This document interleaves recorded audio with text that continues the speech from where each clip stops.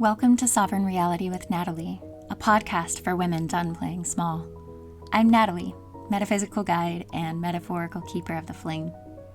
Each week, we will channel the power of a different goddess, her myth, her message, and her medicine, so that you can rise, reclaim, and remember who the hell you are. The world doesn't need you quiet, babe. It needs you lit up. So let's rise. Hey babes and beautiful women, welcome back to Sovereign Reality with Natalie. I am Natalie, and today we're diving deep into a figure who has fascinated me for years. A figure who is feared, misunderstood, demonized, and yet claimed as a source of power. And that figure is Lilith. Now, before we start, I want to say this isn't about the Bible or literal history. This is about energy, archetype, and the stories that we inherit, how they shape our collective psyche and our personal power. So let's get into it. Lilith's story is complicated, to say the least. She originates way back in Mesopotamia around 2000 BCE as a night spirit, Lilith, associated with storms, chaos, and sexual energy. These early texts don't outright call her evil. They see her as a powerful, untamed force of nature. She could bring danger, yes, but also light. She was respected, feared, and acknowledged, not worshipped like Isis or Inanna, but still very real in people's minds. So fast forward to medieval Jewish mysticism around 700 to 1000 CE, Lilith is now cast as Adam's first wife, a story in which she refuses to submit. Because patriarchy was already shaping the narrative, this independent, fiery woman could not exist without being demonized. She becomes a cautionary tale, warning of what happens when a woman dares to claim her power. So here's the kicker in all of this. Lilith was never fully her own story. Even in Mesopotamia, her image was tied to male fears. By the time she appears in folklore and religious texts, patriarchy had already taken root. Male authors projected their anxieties about female independence onto her. The story becomes, defy male authority equals demonized. Submit equals safety. Reclaiming your power equals dangerous. Even now, we see the ripple effects. Some women internalize this messaging. Some fear for their own independence, sexuality, or power. And that's the genius and the curse of patriarchal myth-making. Okay, so here's the thing about psychology and Lilith. She's not just some old myth. She's energy. She's an archetype. She's a real psychic current running through us. Think of her like this. As an archetype, she's the dark feminine. All the parts that are raw, sexual, independent, rebellious, and just straight up powerful. And then there's the shadow side, the stuff society tells women is too much or dangerous. That anger, that desire, that fire you've been taught to hide, that's Lilith. And projection plays a huge role. Patriarchy projected its fear onto her, but women also projected their own disowned power onto her as well. Nope, that's not me, that's the demon, right? But here's the cool part. That's exactly where shadow work comes in. It's all about noticing the parts of ourselves we've shoved away and reclaiming them. Lilith shows up to say, hey, it's okay. That fire inside you, that's yours. Own it. Integrate it. Stop hiding it. So here's something that totally blew my mind when I really thought about it. These stories, Lilith, Eve, Mary, they're not just old myths. They're all like psychic architecture baked into our collective consciousness. Think about it. Lilith gets demonized. Eve, she's curious but framed with shame. Mary, obedient, pure, sanctified. These stories basically told women and men what was quote-unquote acceptable behavior. And guess what? Generations later, those lessons are still running quietly in our heads, in our culture, even in politics. But here's the wild and beautiful part. The energy never actually went away. All the parts of ourselves that patriarchy tried to suppress, they're still there. They're just waiting for us to reclaim them. I find it really interesting for me on a personal level how the energy of of Lilith has shown up throughout my journey. I did grow up Catholic, and I will say that ultimately kind of left a bad taste in my mouth around religion. And not because of any necessary religious wounding per se, but more so because of the fact that I found Catholicism to be so suppressing. And I never fully felt connected to God. I never fully felt connected to divinity in religion. Once my spiritual awakening started, that's when I was able to really tap into what started as, the male deity side of spirituality. Shiva, Buddha, all of these male gods, if you will. It took me a while with Jesus because of the bad taste in my mouth until I realized Jesus was not religion. Religion made Jesus. Jesus was actually a metaphysician. Jesus taught unconditional love, and that is not what I learned with religion. I learned punishment. I learned you're wrong. I learned you are evil. I learned you're a good girl. You're a bad girl. All of these basic patriarchal narratives that just eat away at our psyches, especially as young girls and women. And we don't have, these really strong feminine energies to turn to or look up to. We are second-class citizens, essentially, is what it felt like for me. So as I started to awaken and I started really looking at myself in all manner and aspects, I started connecting in more with goddess energy as I healed a lot of my feminine wounding. It felt really weird for me at first. I didn't grow up with a mother, and there was just a lot of pick-me energy in my family line, for lack of better words. So everything revolved around the man. I didn't know how to cultivate a life as a woman, a single woman. My life wasn't revolving around a man for the first time in my life. And so I started leaning toward goddess energy, and it felt really uncomfortable at first. There were certain goddesses that I would lean on to start with.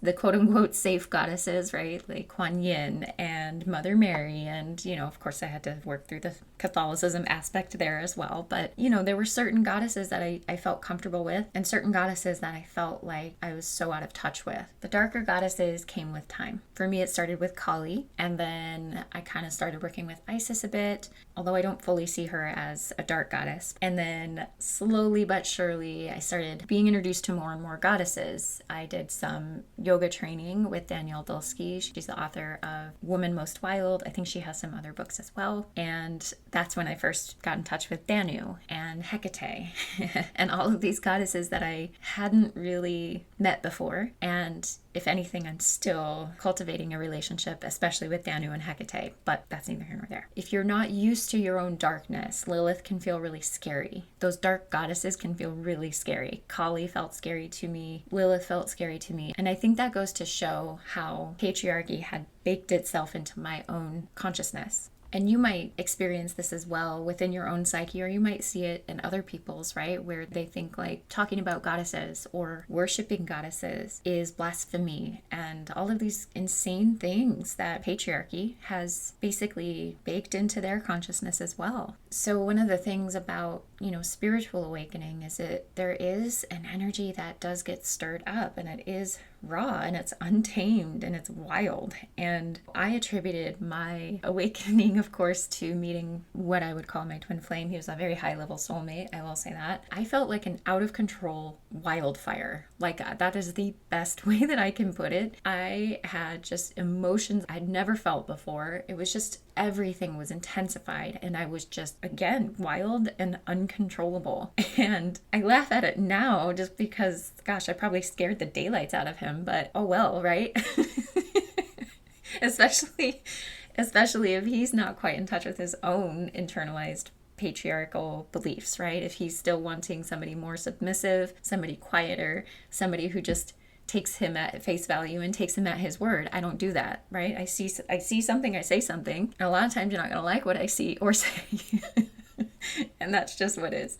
But anyway, the crazy part is that I can now see how much of this energy I was taught to hide or fear. And it's like patriarchy left me a note saying, this part of you, don't claim it. But then I felt this desire in me, even at a very, very subtle level, well before I met my twin flame. I always felt something on a deeper level wanting to claim it. The problem with that was I wanted to claim it, but I didn't know how to claim it. And even if I had known how to claim it, I don't know that I would have felt comfortable enough in my own skin at that time to do so. And I feel like it's not about being rebellious in a loud way. Of course, sometimes it comes out that way, maybe in the way you dress, or for me, it was, a very strong expression through tattoos. But it is about being fully yourself. And for me, about being fully me, unapologetically. And every time I tap into that, I feel lighter, stronger, more whole, and free. And honestly, I think this is why Lilith resonates so deeply for a lot of us women, because she's not just a story, she's a mirror for the parts of ourselves that we've been taught to hide. And when we finally look in that mirror, it is absolutely transformative. When you reclaim Lilith's energy, you're not just doing it for you, but you're doing it for the women around you, for your communities, for your culture. And every time that we honor this fierce, unapologetic energy, we change the way women are seen and the way that we see ourselves. So today, we're going to do a ritual to connect with Lilith's energy. As always, feel free to come back to the podcast if you're currently driving so that you can do this ritual in a safe way. You won't be able to do this if you're driving, believe me. And of course, I will put all of this in the show notes, so you don't even have to listen to the podcast again. You can just look at this or look at the show notes and go from there. So I've titled this Lilith Energy Embrace Ritual. And what you are going to need is a candle, red, black, or deep purple, a mirror, even your phone camera works, and then a pen and paper. You can do this anytime, really. You just need any time that's quiet, and night is perfect since she is associated with the night. But again, if you're feeling called to do it in the middle of the day, that's okay too. She won't judge you, I promise. So first, find a comfortable spot to sit and light your candle. Then gently close your eyes for a moment and take 3 deep breaths, letting your body relax and your mind settle.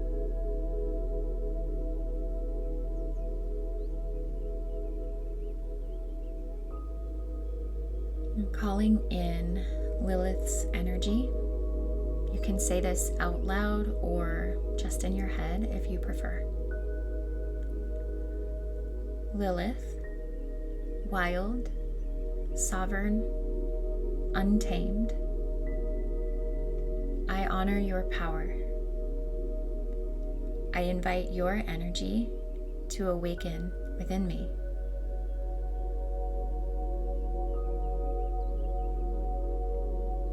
Just notice what you feel. You may not feel much of anything, and that's okay. Or you may feel energy starting to rise up. Maybe it's warm, maybe it's wild.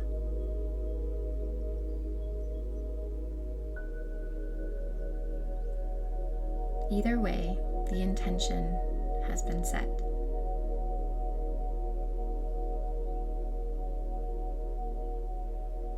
And then gently open your eyes.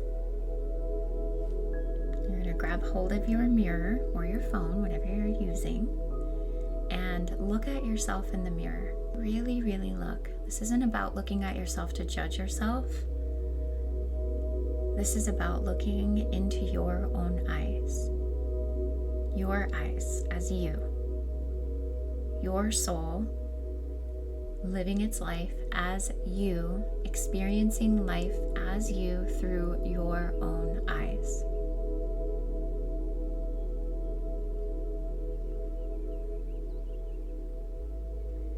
I invite you to speak this aloud as you look at yourself in the mirror. I embrace my power. I embrace my voice. I embrace my fire. And just notice if any resistance pops up. That's normal. Lilith energy isn't soft. She's raw, she's honest, and sometimes challenging.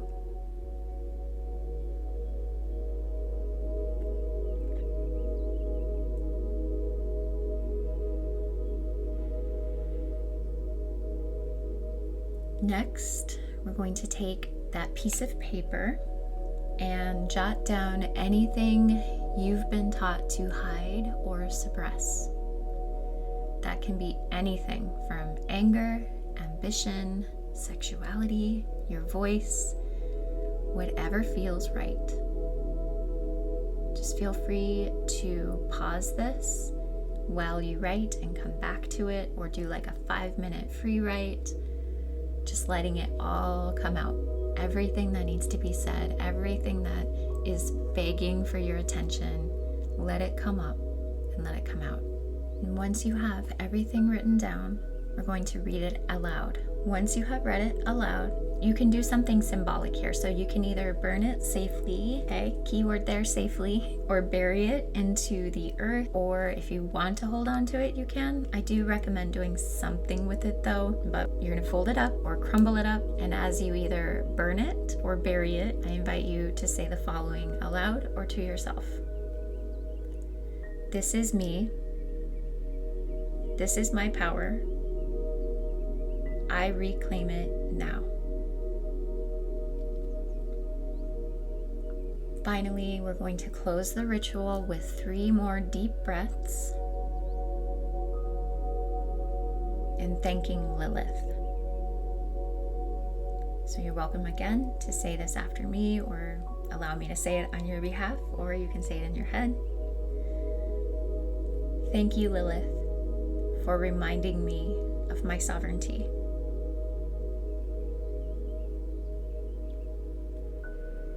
You can leave the candle burning for a little while if you would like, or extinguish the candle and then know that you can repeat this ritual anytime you feel disconnected from your power. That can be daily, weekly, hourly, if you need it, but it's here for you when or if you want to use it at any time. Thank you so much for listening. I want to leave you with a simple mantra that has been a beacon for me when I feel Lilith stirring inside. My power is not a sin, it's my birthright. Or you can just say, my power is my birthright. So carry that with you and know that if you're feeling resistance, that's Lilith stretching her wings, okay? The resistance shows us where we are suppressing, where we are hiding, where we are not owning pieces and parts of ourselves. The resistance also shows you the power that you are reclaiming. If today's episode stirred something inside you, share it with a fellow goddess, a soul sister, or another babe who's ready to rise. You can also follow me for more Sacred Rebellion on TikTok and Instagram at Sovereign with Natalie. And for deeper resources and free rituals, you can sign up at www.sovereignsanctuary.space. Join me next week as we step into the playful, audacious, life-affirming energy of the goddess Uzume, who literally laughed her way to peace and reminds us that joy and boldness are revolutionary. Until then, stay wild, stay sacred, stay sovereign, because babe, the world doesn't need you quiet. That's your divine download for the week. If this episode lit your fire, share it, leave a review, and subscribe so the flame keeps burning bright. If you want more Sacred Rebellion, you can come find me on Instagram and TikTok at Sovereign with Natalie. Remember, you are the storm. You are sovereign. Stay wild, stay sacred, and keep rising.